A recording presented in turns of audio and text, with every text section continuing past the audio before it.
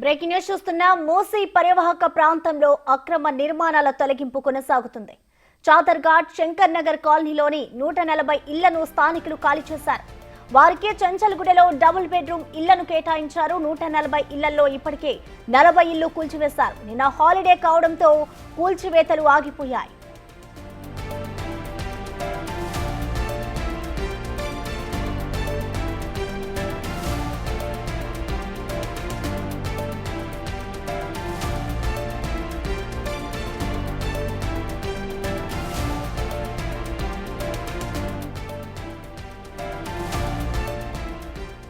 మూసీ పరివాహక ప్రాంతంలో అక్రమ నిర్మాణాల తొలగింపు కొనసాగుతున్నది. చాదర్ఘాట్ శంకర్ నగర్ కాలనీలోని 140 ఇళ్లను స్థానికులు ఖాళీ చేశారు.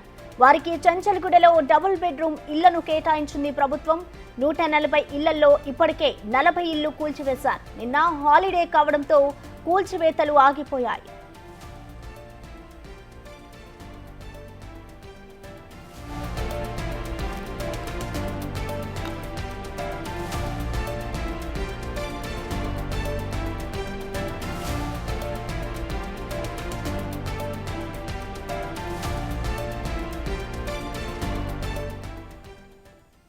కూల్చివేతలకు సంబంధించిన కంప్లీట్ అప్డేట్స్ ని మా ప్రతినిధి సుజాత లైవ్ లో అందిస్తారు. సుజాత, చెప్పండి, ప్రస్తుతం అక్కడ కూల్చివేతలు ఏ విధంగా జరుగుతున్నాయి? ఇప్పటి వరకు ఎన్ని ఇళ్లను కూల్చివేశారు అధికారులు? సుజాత,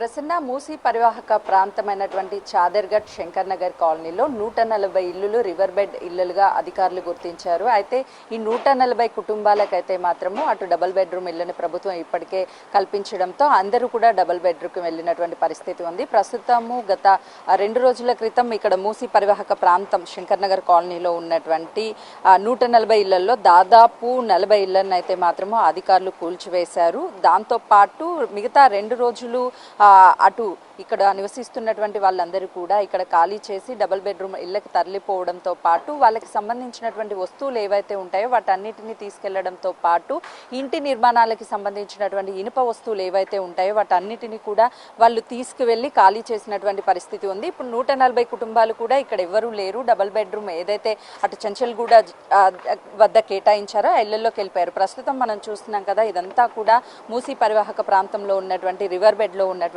ఇల్లులు. వీటిని ఖాళీ చేసినటువంటి పరిస్థితి మనకు కనిపిస్తుంది. అధికారులు అయితే మాత్రము దాదాపు 40 ఇళ్లకు పైగానే ఇళ్లను కూల్చివేశారు. మిగతా ఇళ్లకు సంబంధించి వాళ్ళే అటు రేకుల్ని ఇంటికి సంబంధించినటువంటి డోర్స్ ని అన్నిటిని కూడా తీసుకున్నారు. ప్రస్తుతం గోడలు మాత్రమే మనకి చాలా క్లియర్ గా కనిపిస్తుంది. అంటే ఇది మూసీకి సంబంధించి అతి దగ్గరలో ఉన్నటువంటి ఇల్లులు ఏవైతే ఉన్నాయో వీటిని ప్రస్తుతం అయితే మాత్రము ముందుగానే కూల్చివేసినటువంటి పరిస్థితి మనకు కనిపిస్తుంది.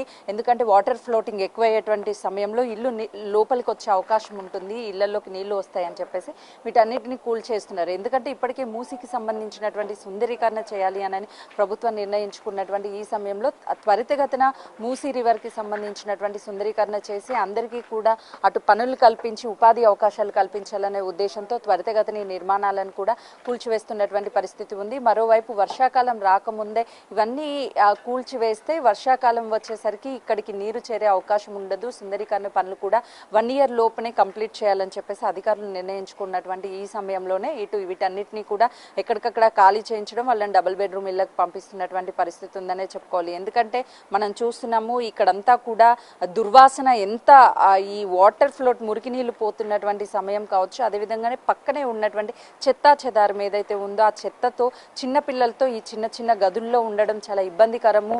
అటు డబుల్ బెడ్రూమ్లకు వెళ్ళడం చాలా సంతోషంగా ఉంది అని చెప్పేసి ఒకవైపు వాళ్ళు చెప్తున్నారు. మరోవైపు ఇదే ఇళ్లలో అటు మేకల్ని అదేవిధంగా కోళ్ళని పెట్టుకొని కూడా వాళ్ళు చిన్న చిన్న రూమ్లో, ఒక రూమ్లో వాళ్ళు ఉంటే ఒక రూమ్లో ఉపాధి కోసము ఆ మేకల్ని కావచ్చు, గొర్రెల్ని కావచ్చు, కోడిల్ని కావచ్చు పెంపకం చేసి వాళ్ళ జీవనోపాధి కొనసాగిస్తూ ఉండేవాళ్ళు.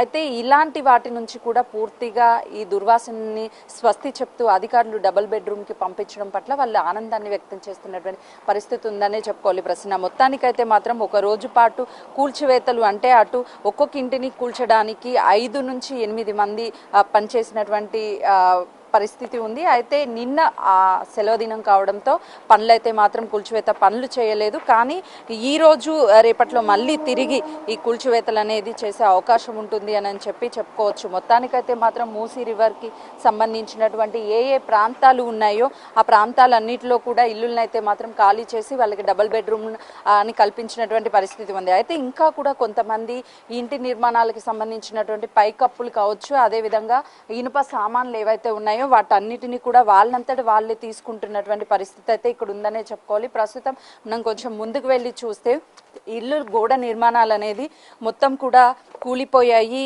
ఎన్నో సంవత్సరాల క్రితం నిర్మించినటువంటి ఇల్లులు అనేది ఇటు మూసీ రివర్ బెడ్కి సంబంధించినటువంటి ప్రాంతం కాబట్టి కింద కొంతమేరకు తేమ ఉండే అవకాశం ఉంటుంది. ఇల్లులు కూడా స్ట్రాంగ్గా ఉండవనే చెప్పుకోవచ్చు. ఎప్పుడు ఏ వర్షానికి చిన్నపాటి వర్షానికి కూలిపోతాయి అనేది కూడా తెలియని పరిస్థితి మనం చూడొచ్చు. లోపల చిన్న చిన్న గదులు వీటన్నిటిని కూడా అక్కడ ఏదైతే కూల్చివేతలు చేయని ఇల్లులు ఉన్నాయో వాటన్నిటిని వాళ్ళంతట వాళ్ళే లోపల ఉన్నటువంటి సామాన్ని తీసుకువెళ్ళి ఆ గోడల్ని వాటన్నిటిని కూడా కూలగొట్టినటువంటి పరిస్థితి మనకు కనిపిస్తుంది. రివర్ బెడ్కి సంబంధించి ఒకసారి మనం పైకప్పును కానీ చూస్తే ఆ పైన ఉన్నటువంటి వాళ్ళు ఎవరైతే ఉన్నారో వాళ్ళంతా వీటికి సంబంధించినటువంటి రేకులు కావచ్చు, అదంతా ఆ ఇంటి యజమానులు ఎవరైతే ఉన్నారో వాళ్ళంతటి వాళ్ళే ఆ నిర్మాణాలను కూలగొట్టుకుంటున్నటువంటి పరిస్థితి అయితే మనకు కనిపిస్తుందనే చెప్పుకోవాలి. మొత్తానికైతే మాత్రం మూసీ రివర్కి సంబంధించినటువంటి 140 ఇల్లులు ఏవైతే ఉన్నాయో ఈ శంకర్ నగర్ కాలనీకి సంబంధించి వీటన్నిటిని మార్కింగ్ చేయడం, త్వరితగతిన వాళ్ళని డబుల్ బెడ్రూమ్ ఇళ్ళకి పంపించడం, వీటన్నిటి త్వరితగతిన అయితే మాత్రం జరిగిపోయాయనే చెప్పుకోవచ్చు. మరోవైపు ఏదైతే ఈ మూసీ పరివాహక ప్రాంతము అటు నాగోల్ కావచ్చు, అదేవిధంగా మేడ్చల్ రంగారెడ్డి పలు ప్రాంతాల్లో ఏదైతే మూసీ రివర్ బెడ్ ఉందో ఆ ప్రాంతాలన్నింటిలో కూడా వాళ్ళకి డబుల్ బెడ్రూమ్ ఇల్లులు కేటాయిస్తున్నటువంటి పరిస్థితి ఉందనే చెప్పుకోవాలి. దాంతోపాటు ఈ కాలనీ ఇదంతా కూడా జేసీబీల సహాయంతో వీటన్నిటిని కూడా ఏకతాటిగా ఒకేసారి మొత్తం నేలమట్టం చేసి సుందరీకరణ చేయాలి త్వరితగతిన అని చెప్పేసి అటు అధికారులు చెప్తున్నటువంటి పరిస్థితి అయితే ఉందనే చెప్పుకోవాలి. ఎందుకంటే ఈ చిన్న చిన్న గల్లీలు ఉండడం వల్ల జేసీబీలు కానీ లేకపోతే బుల్డోజర్స్ కానీ లోపలికి వచ్చే అవకాశం లేదు. కాబట్టి ముందుగా వీళ్ళు ఇక్కడ ఉన్నటువంటి రూట్ని క్లియర్ చేసిన తర్వాత ఒకేసారి అటు జేసీబీల సహాయంతో మొత్తాన్ని నేలమట్టం చేసే అవకాశం కూడా ఉంటుంది. మరోవైపు ఇప్పటికే అటు డబుల్ బెడ్రూమ్కి ఇళ్ళకి వెళ్ళినటువంటి వాళ్ళు అక్కడ వాళ్ళకి ఇంటి వసతులతో పాటు పిల్లల స్కూల్కి వాళ్ళకి ఉపాధి అవకాశాలు ప్రభుత్వం కల్పిస్తుంది అని భరోసా ఇవ్వడం పట్ల వాళ్ళ ఆనందాన్ని వ్యక్తం చేస్తున్నటువంటి పరిస్థితి ఉంది. మొత్తానికైతే మాత్రం అతి త్వరలోనే మూసీ సుందరీకరణ జరగబోతుందనే చెప్పుకోవచ్చు. Prasanna, thank you Sujatha.